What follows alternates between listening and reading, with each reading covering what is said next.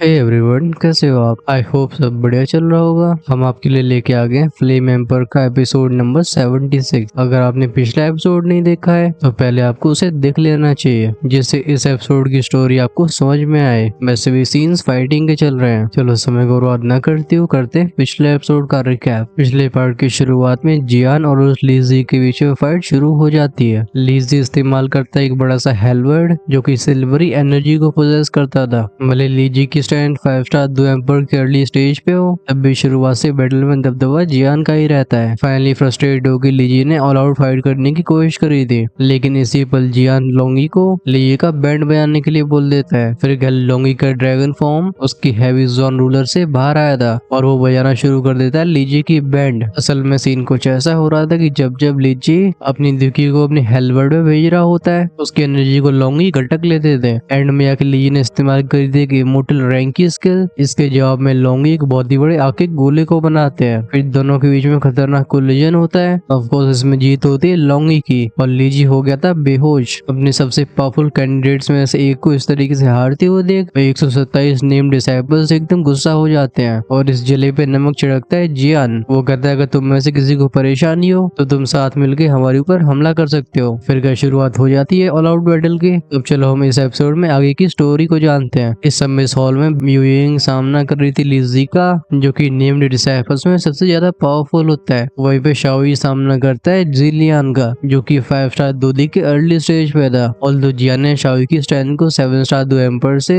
Peak 4 star दो emperor पे surprise कर दिया होता है। अभी लिटिल के पास 5 स्टार दूधी को हराने की पावर होती है, बस इसमें थोड़ा सा टाइम लगने वाला था। वहीं पे ग्रीन फ्लूट और म्यूफंग अपनी नजरों को 10 डिसाइपल्स के ऊपर टिका लेते हैं, जिनकी स्ट्रेंथ पीक 4 स्टार दूधी की होती है। बाकियों को संभालता है जियान। लीजी कहता है क्योंकि हमने चैलेंज को एक्सेप्ट कर लिया है तो चलो इसे जल्दी फिनिश किया जाए। इस पे जिलियन और बाकी लोग नोट करते हैं। इन नेम डिसाइपल्स को अच्छे से पता था कि इस फैक्शन पवेलियन की एंट्री को हासिल करने के लिए सबने कितना खून पसीना बहाया है। वो ये भी जानते थे कि जो भी डिसाइपल्स पॉइंट स्प्लेंडरिंग कंपटीशन के माध्यम से 9 सुपर सेक्स को ज्वाइन करने की कैपेबिलिटी रखते हैं, वो डेफिनेटली ज्वाली कॉन्टेंट के टॉप टैलेंट्स होंगे। और क्योंकि नेम डिसाइपल्स को पॉइंट स्प्लेंडरिंग कंपटीशन में पार्टिसिपेट करने का मौका नहीं मिला, ये बताता है कि टैलेंट के मामले में वो जियान के ग्रुप से कंपेयर नहीं करे जा सकते। तब भी चाहे कुछ भी हो, लेकिन ये सभी लोग फैक्शन पवेलियन के 2 डिसाइपल्स बनने के लिए सब कुछ दाव पे लगाने के लिए तैयार थे। फाइनली बूम बूम की आवाज के साथ सारे नेम डिसाइपल्स अपने औरों को रिलीज कर देते हैं। जिलियन लिटिल ई की तरफ बढ़ने लगता है और उन 10 पीक 4 स्टार दूरी डिसाइपल्स ने म्यूफंग और ग्रीन फ्रूट को घेर लिया था। ऑफ कोर्स ऐसा होने पे म्यूफंग और ग्रीन फ्रूट के एक्सप्रेशंस बिल्कुल चेंज नहीं होते। दूसरी तरफ सबसे आगे खड़ा जियान बाकी के डिसाइपल्स को देख रहा था। उसके हाथ में अपीयर हो चुका था वो स्क्रोल, जिसपे कोर इनक्रिप्शंस फॉर्म होनी शुरू हो गई थी। जियान अभी अपनी मेंटल स्ट्रेंथ उस बिचो स्ट्रेंथ को रेडी करके किसी भी समय एक्शन लेने के लिए तैयार होता है। अगर कोई भी डिसाइपल पीछे जाने की कोशिश करता है तो जियान उसे तुरंत ही रोकेगा। जब ऊपर से देख रहे उस ओल्ड मैन की आंखें जियान के हाथों में शिफ्ट होती है, उसकी आंखों में एक डीप सरप्राइज फ्लैश हुआ था। वो कहता है ये मेंटल पावर और ये स्क्रोल, क्या ये लड़का एक बैटल फॉर्मेशन मास्टर है? अभी डेप्यूटी पवेलियन हेड म्यूजी बहुत रिलैक्स नहीं होते हैं। वो जानते थे कि अगर किसी डिसाइपल के ऊपर खतरा आता है तो उन्हें तुरंत ही इंटरवीन करना होगा। आगे शूट हो चुका लीजी बोलता है भले तुम एक वुमन हो, लेकिन मैं तुम पे दया नहीं दिखाऊंगा। म्यूजी कहती है ब्रिंग इट ऑन। तुरंत ही टेरिफाइंग ब्लू फ्लेम्स उसके शरीर के चारों तरफ घूमने लगती हैं। जैसे लीजी अपनी फिस्ट को क्लेंच करता है, एक अर्थली एनर्जी उसकी फिस्ट को ढक लेती है। ये मटीले रंग की ऊर्जा साफ तौर पे अर्थ एट्रीब्यूट से आती है। यूइंग कहती है तो ये अर्थ एट्रीब्यूट की दुखी है। दुखी के एट्रीब्यूट टिपिकली 5 तरीके के होते हैं। ये मेटल, वुड, फायर, वाटर और अर्थ होते हैं। बाकी के एट्रीब्यूट्स इनमें से निकलते हैं। म्यूइंग जानती थी कि वो लीजी को हल्के में नहीं ले सकती, उसे एक्शन तुरंत लेना होगा। एक ही फ्लैश में लीजी म्यूइंग के सामने पहुंच जाता है। तुरंत ही आसपास के डिसाइपल्स अपनी नजरों को घुमा लेते हैं। वो देखना नहीं चाहते थे कि जब वो फिस्ट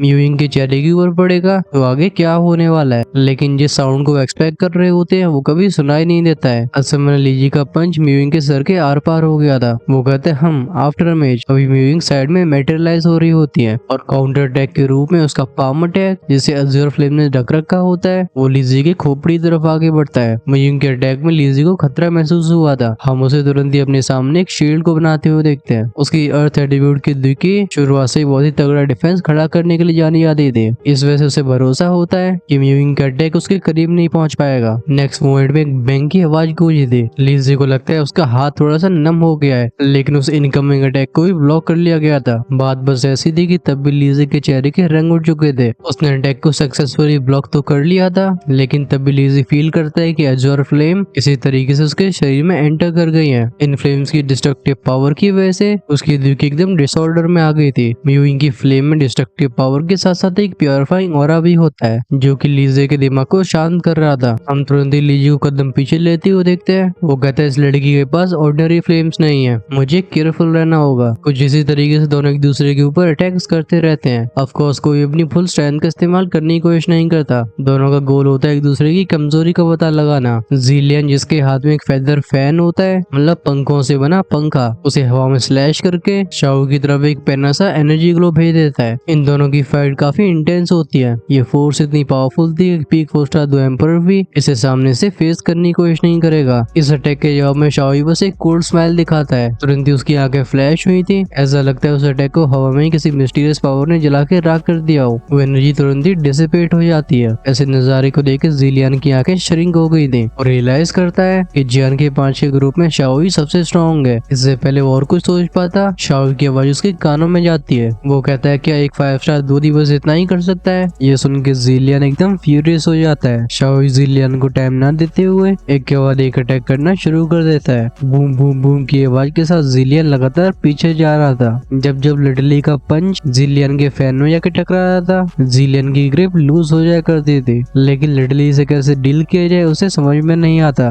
उसका ध्यान जाता है बाकियों की बैटल के ऊपर। जिलियन के पास बस समय काटने का विकल्प होता है, क्योंकि जैसे ही कोई और अपनी बैटल को फिनिश करता है तो वाकई जिलियन की हेल्प कर पाएगा। दूसरी तरफ मीफंग जब अपने आप को इन 10 पीक 4 स्टार 2 से सराउंड होती हुई देखता है, उसके चेहरे पे स्माइल आ जाती है। वो ग्रीन फूड से पूछता है क्या तुम नर्वस हो रही हो? मीफंग और ग्रीन फूड दोनों की स्ट्रेंथ 4 स्टार 2 एम्पर के लेट स्टेज पे होती है। भले स्ट्रेंथ काफी अच्छी हो, लेकिन 10 peak 4 star 2 emperor power house के सामने शायद ये काफी नहीं होगी। इसके रिप्लाई में ग्रीन फूड कहती है तुम बस अपना ध्यान रखना, मैं इन्हें संभाल लूंगी। बिना हेस्टेशन के उसकी दुई की चादरों फैलने लगी थी। जब अटैकर्स में से एक बंदा ग्रीन फूड के ऑरे को सेंस करता है, उसकी आंखें श्रिंक हो जाती हैं। वो कहता है सावधान रहो, इस लड़की की दुई की पॉइजनस है। उसका अपने साथियों को वार्निंग देना सही भी होता है। आखिरकार पॉइजनस एनर्जी से डील करना सबसे कठिन कामों में से एक है। वहीं पे म्यूफंग भी कुछ हैंडसीज को चेंज करके अपनी वुडन सोर्ड के साथ खुद को भी ब्लू एनर्जी से ढक लेता है। म्यूफंग किसी भी समय एक्शन लेने के लिए तैयार था। हॉल में बैठा हुआ एक ओल्ड मैन जिसे कोई भी नोटिस नहीं कर पाता, जब वो इन दोनों के औरों को सेंस करता है उसकी आंखें फ्लिकर होती हैं। ओल्ड मैन कहता है दोनों काफी इंटरेस्टिंग है। वो ग्रीन दुई की ज़्वाली कॉन्टिनेंट के बाहर के डेजर्ट पे रूल करने वाले मेडुसा क्लैन से बिलोंग करती है। लगता है मेडुसा क्लैन में इस लड़की का स्टेटस काफी हाई होगा। और इस बच्चे की नीले रंग की दुई की ये जूनियर ब्रदर गुई से सिमिलर है। मैंने सुना है जूनियर ब्रदर गुई ने हाल फिलहाल में एक डिसाइपल लिया था। क्या ये लड़का वही है? सीन लौटता है बैटलफील्ड में। म्यूफंग को घेरने वाले 10 बंदों में से एक बोलता है अटैक। तुरंत ही 10 लोग म्यूफंग और ग्रीन फूड के ऊपर टूट पड़ते हैं। म्यूफंग देखता है कि जैसे ही ग्रीन फूड चैंट करती है, मतलब मंत्र सा कुछ पढ़ती है, वैसे उसके चारों तरफ वो छोटे छोटे सांप बनने लगते हैं। ये बेसिकली हवा में ही प्रकट होने लगे थे। म्यूफंग को इन स्नेक्स में से डेंजरस ऑरा फील हो रहा था। म्यूफंग चिल्ला के बोलता है लेट्स गो। चारों तरफ से गिरने की वजह से उसके पास से पीछे जाने का मौका नहीं होता।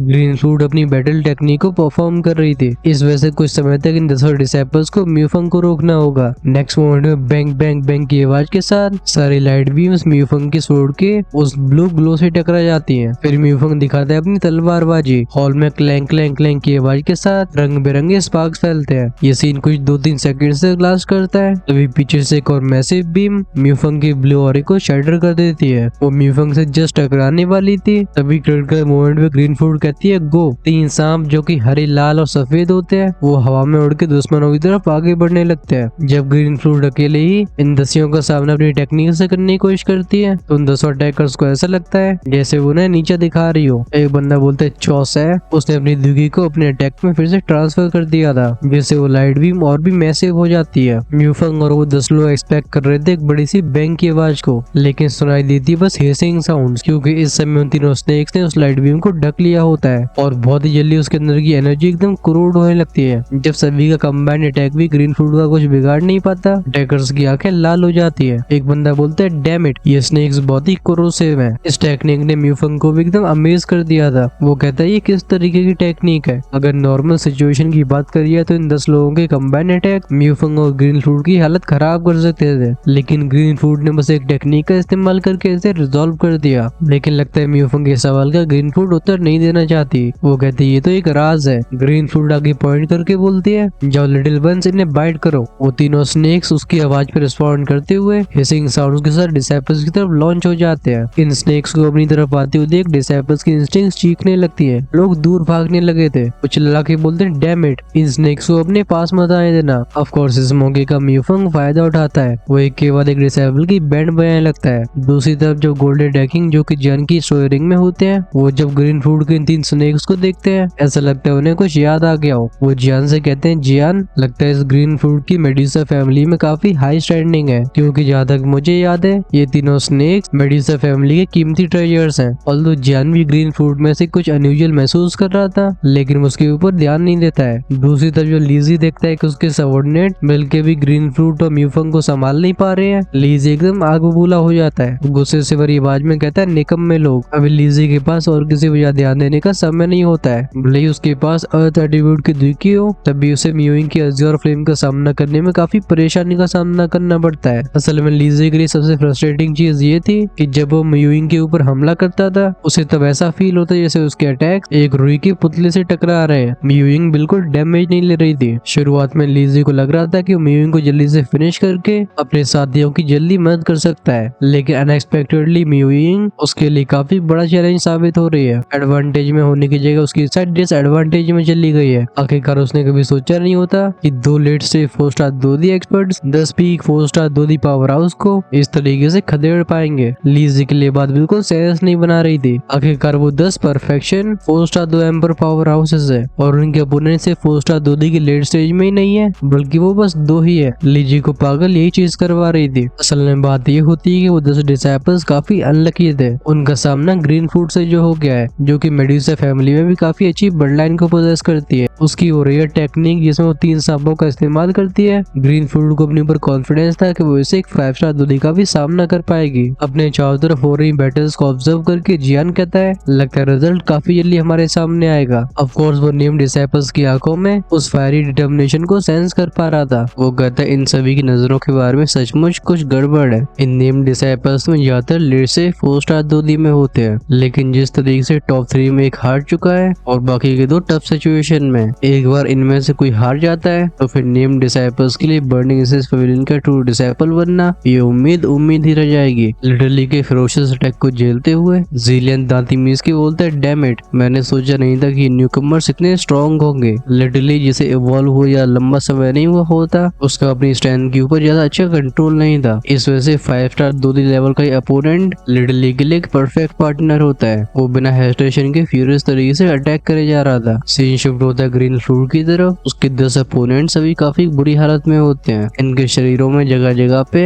स्नेक्स बाइट मार्क्स देखे जा सकते थे। वो जगहें नीली पड़ती जा रही थी। एक डिसाइपल बोलता है हम इस तरीके से डॉज नहीं करते रह सकते। इसी मोमेंट पे ग्रीन फ्रूट खांसते हुए अपनी उंगली को फ्लिक करती है। वो तीनों सरपेंट्स उसके पास आ जाते हैं। म्यूफंग पूछता है क्या तुम ठीक हो? ग्रीन फ्रूट एक हल्की आवाज में कहती है मैं ठीक हूँ, बस मैंने दुखी का इस्तेमाल कुछ ज्यादा कर लिया है। म्यूफंग समझ जाता है कि अब जिम्मेदारी उसके ऊपर आ गई है। वो कहते हैं आगे का तुम मेरे ऊपर छोड़ दो। तुरंत ही अपनी वुडन सोर्ड को आगे करके वो को चैंट करने लगता है। म्यूफंग कहता है ये नियांग बैग हुआ law of heaven and earth. तुरंत ही उसकी सोर्ड का ब्लू ग्लो एकदम खतरनाक तरीके से इंटेंसिफाई हो जाता है। तुरंत ही वो उसे अपने चारों तरफ स्लैश कर देता है। इस अटैक से 10 डिसाइपल्स डेंजर सेंस कर पाते हैं। तुरंत ही सभी ने अपने सामने एक एनर्जी शील्ड बना ली थी। एक बंदा चिल्ला के बोलता है जल्दी से पीछे जाओ। ऐसी बात नहीं थी कि म्यूफंग के अटैक को झेल नहीं पाते, लेकिन अभी तक ग्रीन फ्रूट के लगातार अटैक्स की वजह से इन सब की हालत खराब हो गई होती है। इन्हें अपने आप का बचाव इसलिए अच्छे से करना था क्योंकि अगर म्यूफंग का अटैक ने इंजर्ड करता है तो फिर ये उस वेनम यानी कि जहर को भी नहीं रोक पाएंगे जो ग्रीन फ्रूट के 3 सरपेंट्स में से आया है। इस वजह से अपनी जान बचाने के लिए इन सभी को उस जहर से बचने के साथ साथ अपने आप को बाहर से प्रोटेक्ट भी करना था। नेक्स्ट मोमेंट में बूम बूम बूम की आवाज के साथ ये सारे डिसाइपल्स गुजरते हुए पीछे चले गए थे। और देखने में इनकी सिचुएशन अच्छी नहीं लग रही थी, लेकिन म्यूफंग जानता था कि इन सभी के ऊपर एक बार में हमला करने की वजह से उसके अटैक की अटैक पावर बहुत ही पतली हो गई थी। वरना अगर म्यूफंग 1 या 2 के ऊपर हमला कर रहा होता तो ये अटैक उसे सीरियसली इंजर्ड कर देता। इस जंग के रुख को इस तरीके से बदलते हुए देख लीजी की आंखें एकदम ब्लड शॉट हो जाती है। वो घबरा के बोलते ये बहुत हो गया। अपने पाम में पूरी पावर को सप्लाई करके वो तुरंत ही म्यूइंग को पीछे कर देता है। लीजी कहता है अगर ऐसी बात है तो आगे जो होगा उसके लिए तुम मुझे ब्लेम नहीं कर सकते हैं। वो कहते हैं सभी लोग इकट्ठे हो जाओ, भले इंडिविजुअली सभी को स्ट्रगल करना पड़ रहा हो। लीजी जानता था कि जब वो कंबाइन होंगे तो वो स्ट्रेंथ सच में ओवरवेलमिंग हो जाएगी। वो कई सालों से साथ में फाइट कर रहे हैं, इस वजह से बैटल के बीच में इनका कोऑपरेशन बहुत ही शानदार हो चुका होता है। As a unit in named disciples ने खतरनाक से खतरनाक सिचुएशन का सामना किया है। अचानक से इस हॉल में किसी के दहाड़ने की आवाज गूंजती है। इस आवाज ने म्यूफंग को स्टन कर दिया था। म्यूफंग देखता है कि वो 10 डिसाइपल्स जो कि उसे फाइट कर रहे थे अब वो भी लीजी के ग्रुप में जाके शामिल हो गए। अगर पहले लीजी को हटा दिया जाए तो 127 डिसाइपल्स एक फॉर्मेशन में आ चुके थे। हॉल के सेंटर में खड़े 127 डिसाइपल्स अपनी ड्यूटी को फॉर्मेशन में सप्लाई करके एक ओवरवेलिंग फोर्स को जन्म देने लगते हैं। इस फोर्स ने पूरे हॉल को ढक लिया था। ये सभी जमीन पे नहीं बल्कि किसी इमारत की तरह 10 मंजिल की ऊंचाई पे खड़े होते हैं। सबसे ऊपर खड़ा था लीजी और उसके नीचे होते हैं जिलियन और बाकी के डिसाइपल्स। ये हवा में दीवारों की तरह खड़े हुए थे। ऐसी मैसिव फॉर्मेशन को देख के जियान भी इसमें से एक अलग ही मजबूती महसूस करता है। लीजी चिल्ला के बोलता है गोस्ट क्रेविंग फॉर्मेशन। अचानक से इन सभी को सेंटर में लेके एक कोलोसल एनर्जी फिगर खड़ा होता है। लीजी जो कि उस एनर्जी शैडोई फिगर के मुंह की जगह पे था वो चिल्ला के बोलता है लगता है हम सभी ने तुम्हें अंडर एस्टिमेट कर दिया था, लेकिन हम क्यों के साथ में आ गए हैं। तुम्हारे लिए अब कोई होप नहीं बची है, अपनी हार को स्वीकार कर लो। ऐसे नजारे को देख के ग्रीन फ्रूट का एक्सप्रेशन भी अगली हो चुके थे। उस एनर्जी जाइंट में से जो एनर्जी बाहर आ रही होती है उससे ग्रीन फ्रूट भी टेरिफाइंग प्रेशर को सेंस कर पा रही थी। वो कहती है डिस्पिकेबल, इसका मतलब होता है घिनौना या फिर नीच हरकत। लीजी कहता है हमें हर कीमत पे जीतना होगा, बिना उसके हम बर्निंग एसेंस पवेलियन को ज्वाइन नहीं कर सकते, और अगर उसके लिए हमें ऐसी टैक्टिक्स का भी इस्तेमाल करना पड़ता है तो फिर यही सही। लीजी कहता है ये अब खत्म होता है। पिछले साल कुछ लिटिल मॉन्स्टर्स ने हमारे पवेलियन के ट्रू डिसाइपल बनने के सपने को तोड़ दिया था, लेकिन इस बार हम ऐसा बिल्कुल नहीं होने देंगे। जब डिसाइपल पिछले साल के बारे में सोचते हैं इन सभी की रीढ़ की हड्डी में चिल फैल जाती है। म्यूफंग कहता है ये ट्रबलसम होगा। जैसी फ्लक्चुएशन से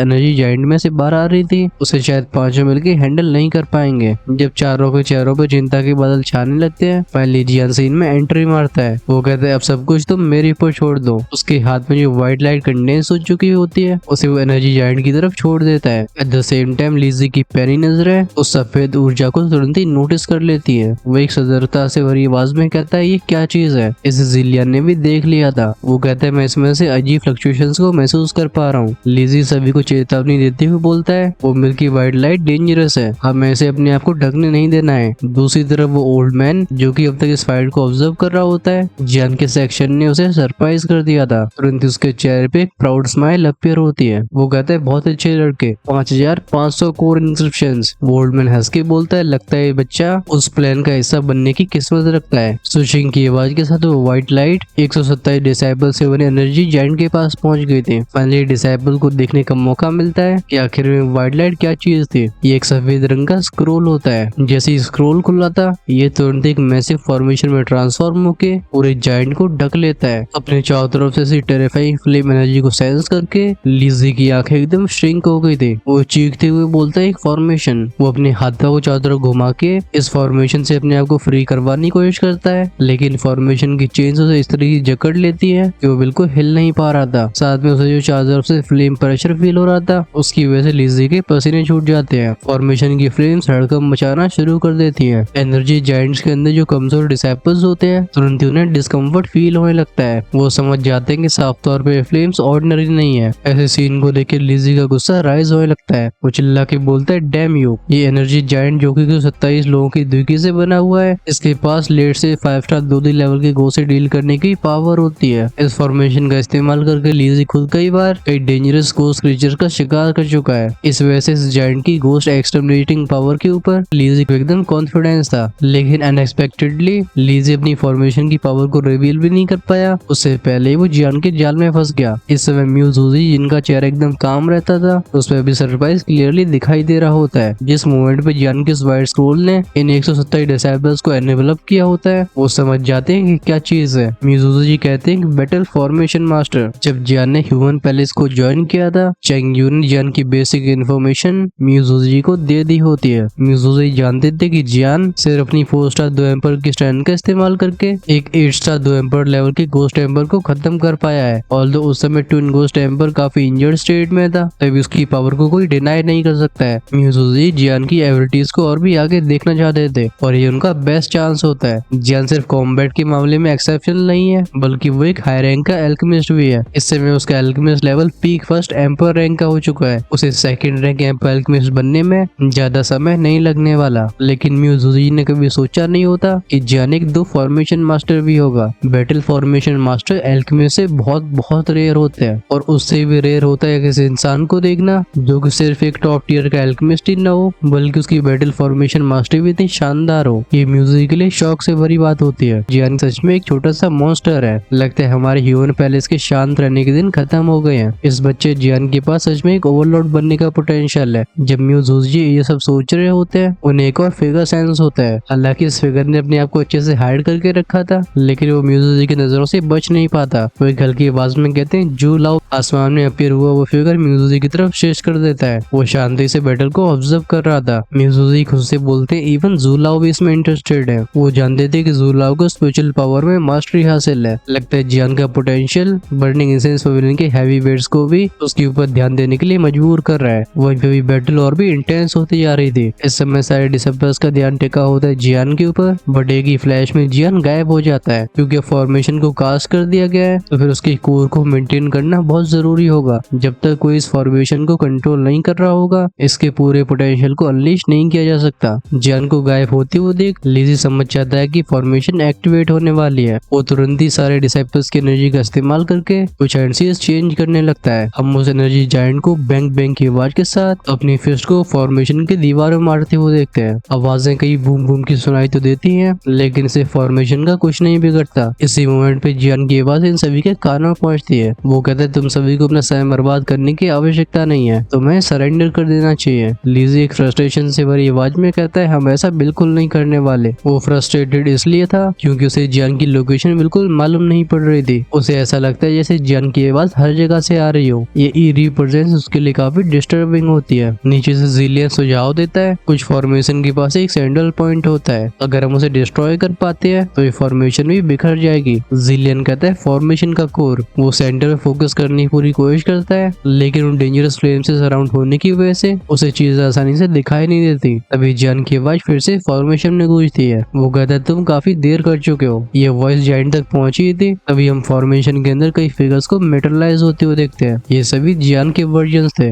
जैसे ही जियान के डुप्लीकेट्स अपनी आंखें खोलते हैं, बूम बूम बूम की आवाज के साथ इनमें से टेरिफाइंग ऑरे रिलीज होने लगते हैं। जियान के सारे क्लोज एंडसीज को चेंज करते हुए बोलते हैं कंडेंस। फिर इनका हाथ जाता है सामने की तरफ। वो कहते हैं गो। इंस्टेंटली वो फ्लेम एनर्जी उस एनर्जी जायंट को इंसरेट करने की कोशिश करने लगती है। ऑल द एनर्जी जायंट अपने दोनों हाथों को क्रॉस करके अपने आप को बचाने की पूरी कोशिश कर रहा था। तभी बूम बूम बूम की आवाज के साथ जो जियान के अटैक्स बार बार इसमें टकरा रहे होते हैं, इससे जायंट लंबे समय तक टिक नहीं पाता। काफी जल्दी हम एक और बैंक की आवाज के साथ 127 डिसेप्टर्स की फॉर्मेशन एकदम डैश जाती है। एनर्जी जायंट की एनर्जी को डिसिपेट कर दिया गया था, और जहाँ तक बात करें 127 नेम डिसेप्टर्स की, तो तेजी से नीचे गिरने लगे थे। नीचे गिर रहा लीजी हताशा से भरी आवाज में कहता है लगता है हम फिर से हार गए। भले ही वो चाहे कितना भी एडमिट न करना चाहे, तब भी जियान की स्ट्रेंथ एकदम अनडिनाइबल है। अगर अपनी बैटल फॉर्मेशन के ओवरवेलमिंग अटैक्स को जियान ने सही समय पर रोका नहीं होता, तो वे सारे नेम डिसेपल्स काफी खतरनाक तरीके से चोटिल हो चुके होते। इस वजह से अपने सर को झुकाने के अलावा लीजी के पास भी कोई विकल्प नहीं बचा था। लीजी के चेहरे से उन उड़े हुए रंगों को नेम डिसेपल्स ने बहुत ही कम बार देखा होता है, क्योंकि यूजुअली लीजी ऐसे इमोशंस को बिल्कुल दिखाता नहीं था। लीजी की हार मानने की टोन एकदम डिफीट और अनविलिंगनेस से भरी होती है। लीजी के चारों तरफ खड़े नेम डिसेपल्स भी काफी अनविलिंग फील कर रहे थे, लेकिन रियलिटी कुछ ऐसी होती है जिसे स्वीकार करना ही होगा। असल में ऐसे होने के बारे में किसी ने एंटिसिपेट नहीं किया था। इन नेम डिसेपल्स को जीत अपने हाथ में लग रही थी, लेकिन जैसे ही जियान अपीयर हुआ, उसने अकेले ही पूरे युद्ध का रुख बदल डाला। अपना चाहते हुए भी उन्हें विश्वास करना पड़ता है कि जियान ही वो व्यक्ति है जिसने ट्विन गोस्ट एम्पर को हराया था, वरना वो ऐसी टेरिफाइंग पावर को कैसे पोजेस करता। भले इस सच्चाई को जान के वो कितना भी बड़ा शौक फील कर रहे हो, हार हार होती है, और इस हार के साथ वो हार जाते हैं उस क्वालिफिकेशन को जिससे वो बर्निंग एसेंस पवेलियन के 2 डिसेपल बन पाते। लीजी खड़े होकर अपने ग्रुप से साय करके बोलता है चलो यहाँ से चला जाए। उसके कंपेनियंस हाँ बोलते हैं, और रियलिटी ये है कि उनके पास अभी वो स्किल्स नहीं है जिससे वो इनर पवेलियन के डिसेपल्स बन सके। इन्हें और भी ट्रेन करके अगले साल के चैलेंज के लिए तैयार होना होगा। तब तक म्यूजी भी जियान के ग्रुप की तरफ आगे बढ़ के हंस के बोलते हैं हाँ ये बैटल सच में शानदार थी। म्यूइंग पूछती अंकल म्यू क्या इनके पास और चांसेस हैं। इस बैटल को एक्सपीरियंस करके म्यूइंग ने इन डिसेपल्स की रिस्पेक्ट डेवलप कर ली थी। भले ही थोड़े से घमंडी हो, लेकिन इनके दिल साफ होते हैं। अगर ये बर्निंग इंसेंस पवेलियन को ज्वाइन कर पाते हैं तो ये अच्छे साथी साबित होंगे। म्यूज़ुजी काम आवाज में कहते हैं रूल्स रूल्स होते हैं। ये सिर्फ हमारी बर्निंग इंसेंस पवेलियन के बारे में नहीं है, बल्कि 9 सुपर सेक्स इसी रूल को फॉलो करते हैं। बहुत सारे डिसाइपल्स सिर्फ नेम डिसाइपल्स बनने के लिए काफी ज्यादा कंट्रीब्यूट करते हैं, फिर उन्हें मौका मिलता है रियल डिसाइपल बनने का, और अगर वो इस मौके को बना पाते हैं तो फिर वो ट्रू डिसाइपल कहलाते हैं। वहीं पे फेल होने का बस एक मतलब है। इतना कहने के बाद वो शांत हो गए थे, क्योंकि आगे की चीज क्लियर होती है। यूइंग अपने सिर को हिला के साय करके बोलती है, तो फिर इसका मतलब हम उनके लिए कुछ नहीं कर सकते। वो जेन्युइनली इन नेम डिसाइपल्स की हेल्प करना चाहती थी, वो इनका मजाक नहीं उड़ा रही होती है। यूइंग के ऐसे कंपैशनेट एक्शंस को देख के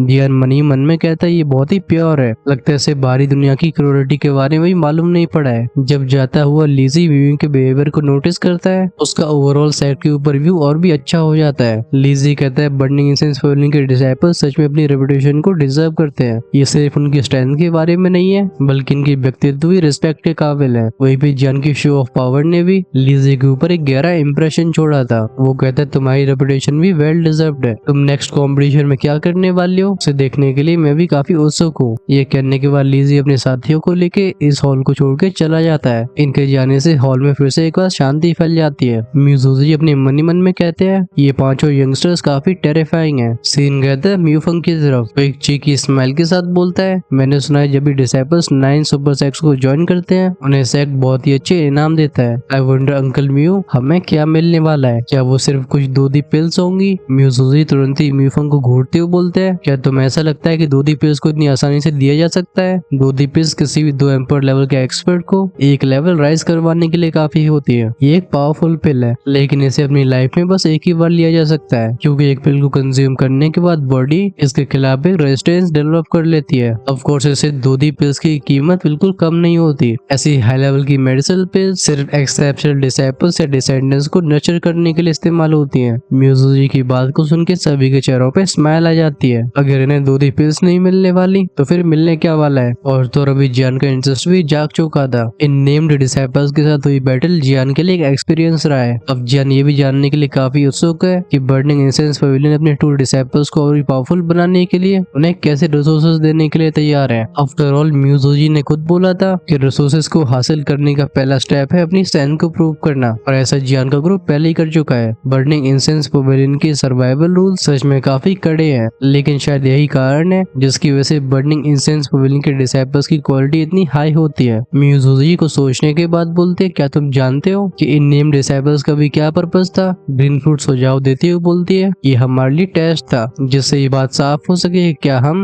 बर्निंग इंसेंस पवेलियन को ज्वाइन करने के वर्दी है। म्यूज़ुजी बोलती करेक्ट, लेकिन इसके बारे में और भी है। इस टेस्ट का असली पर्पस है एक्सेप्शनल डिसाइपल्स को ढूंढना। हमारे इनर सेक्शन के 3 हॉल्स में काफी कम डिसाइपल्स हैं, लेकिन इनमें से हर एक पावर हाउस है। ऐसा होने के बाद भी हमें ये भूलना नहीं चाहिए कि हमारा सेक्ट 9 सुपर सेक्स में से एक है। फैक्शन पवेलियन को ज्वाइन करने के लिए अनगिनत डिसाइपल्स आतुर रहते हैं। इस वजह से हमें नेम डिसाइपल्स के रूप में ज्वाइन करने का मौका देते हैं, बट नेम डिसाइपल से रियल डिसाइपल बनना ये बहुत ही कम बार हो पाता है। तुमने अभी जिन डिसाइपल से फाइट करी वो पूरे आइसबर्ग की बस टिप है। आइसबर्ग एक बर्फ का बहुत बड़ा पहाड़ होता है जिसका लगभग पूरा हिस्सा पानी के नीचे होता है। ऊपर बस छोटी सी चोटी दिखाई देती है जिसे बोलते हैं टिप ऑफ आइसबर्ग। म्यूज़ुजी बताते हैं कि इनसे तुम्हारी फाइट करवाना ये सिर्फ इसलिए नहीं है कि जिससे इन्हें मालूम पड़ सके कि हमारे डिसाइपल्स कितने टैलेंटेड है, बल्कि तुम पांचों से फाइट करके इन्हें ये भी समझना चाहिए कि ट्रू डिसाइपल बनना कितना डिफिकल्ट होता है। हम क्वांटिटी के ऊपर क्वालिटी पे भरोसा करते हैं, इस वजह से वो डिसाइपल जिनके पास पोटेंशियल नहीं है उनका हमें ज्वाइन करने का कोई मतलब नहीं होगा। म्यूज़ुजी की बात को सुन के जियान भी नोड करता है। उसने इतना तो गैस ही कर लिया था। वो म्यूज़ुजी की बातों से ये भी समझ जाता है कि अगर उसे सच में पावरफुल बनना है तो उसे यहाँ पे सच में शाइन करना होगा। अपने आगे के कल्टिवेशन के रास्ते के बारे में सोच के